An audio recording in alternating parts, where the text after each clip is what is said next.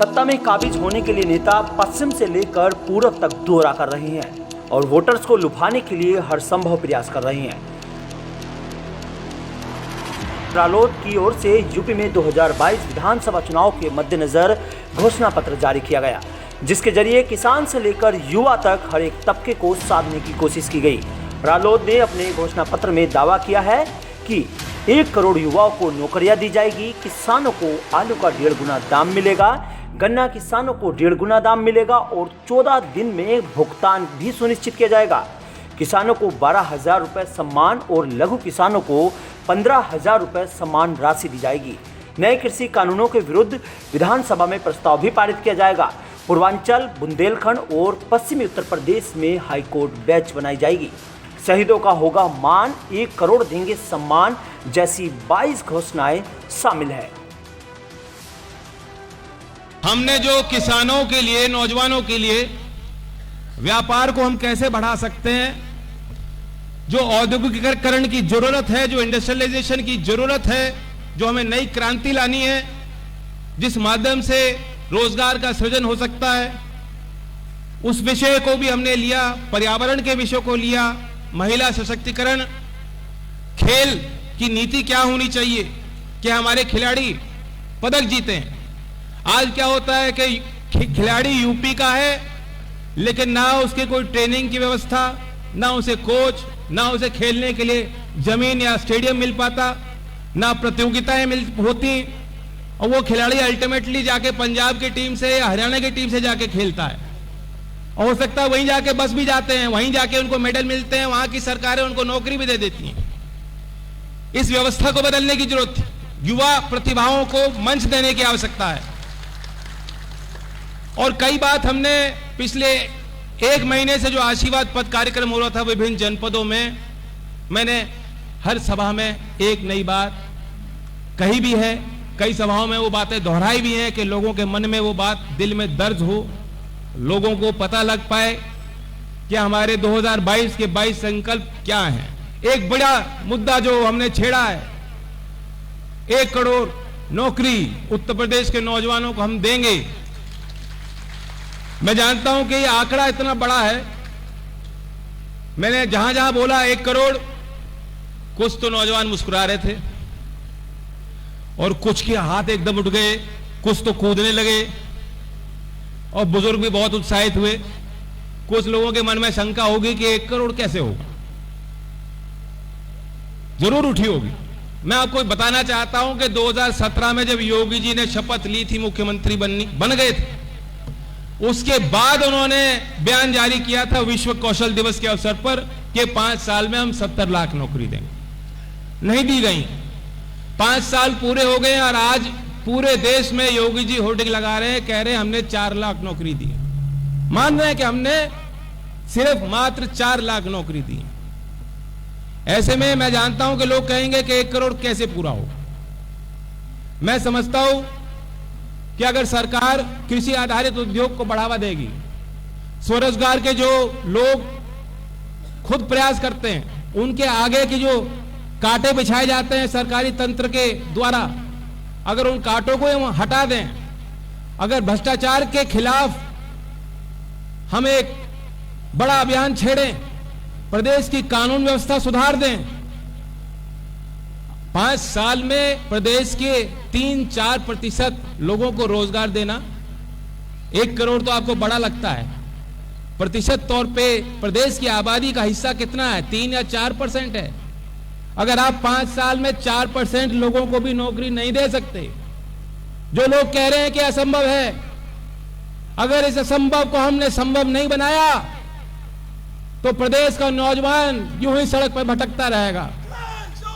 सामाजिक क्रांति आएगी।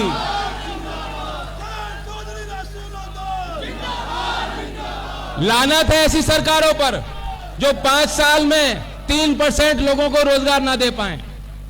ऐसी व्यवस्था से जुड़कर काम करने का भी कोई फायदा नहीं, और इसलिए इस व्यवस्था को बदलने के लिए व्यापक परिवर्तन लाने का संकल्प मैं खुले मन से, खुले दिल से इस मंच में माध्यम से आपके आगे ले रहा हूं। मैं ये भी मानता हूं कि जो बातें हम कह रहे हैं ना, उसका दूर तक प्रभाव है। और पार्टियां भी हड़बड़ाहट में आ गई और दल भी कह रहे हैं भाई जल्दी घोषणा करो और पुराना वाला मैनिफेस्टो लाओ भाई, उसी आधार पे कुछ बोल दो।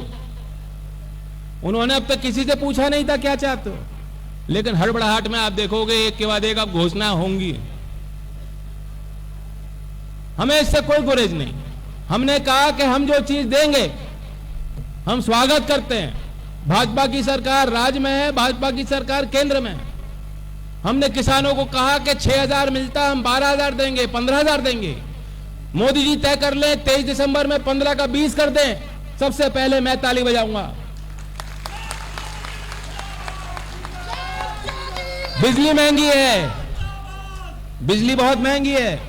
हमने नारा दिया किसान और बुनकर का पुराना बिल माफ, आगे की दर हाफ। हमें कोई गुरेज नहीं होगा। योगी जी तो चाहें तो आज शाम को फैसला ले सकते हैं। योगी जी की तो बस की बात है। हम तो चाहेंगे कि हमने जो घोषित किया योगी जी उससे ऊपर कुछ करके दिखाएं। अभी तो सरकार है, अभी तो 4 महीने चलेगी उनकी। डंडे का कोई असर नहीं पड़ना, लेकिन चल तो रही है अभी 4 महीने। ले ले आदेश, ले ले निर्णय। यूपी 2022 विधानसभा चुनाव में जैन चौधरी के लिए कई बड़ी चुनौतियां भी हैं, क्योंकि इस बार पार्टी की पूरी जिम्मेदारी उन्हीं के कंधों पर है। क्योंकि कोरोना में उनके पिता चौधरी अजीत सिंह की मृत्यु के बाद जैन को रालोद का राष्ट्रीय अध्यक्ष चुना गया है और छपरौली में 36 बिरादरियों के समाज ने उनके सिर पर पगड़ी बांधकर उनका स्वागत किया था, जहां जयंत ने कहा था कि उनका सर झुकेगा तो सिर्फ उनके सामने।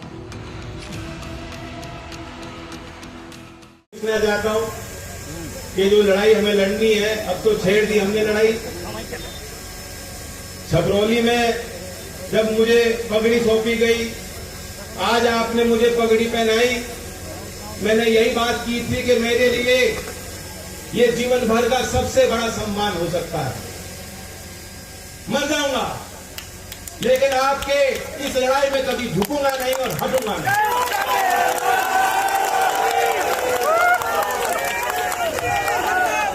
तो क्या मैं मांग लूं, जब कभी कठिनाई होगी, जब कभी मेरे दिल में कोई दर्द होगा, मैं अपने घर में नूरपुर की मंडैया में आके आपके आगे रो सकता हूं कि नहीं रो सकता? आपकी छत्र छाया में आ सकता हूं कि नहीं आ सकता? क्या मैं आज मान लूं कि आपका पूरा आशीर्वाद पक्के वाला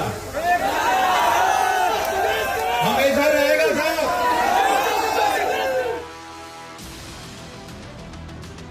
वहीं सूबे की योगी सरकार भी लगातार विरोधी दलों पर हमलावर है।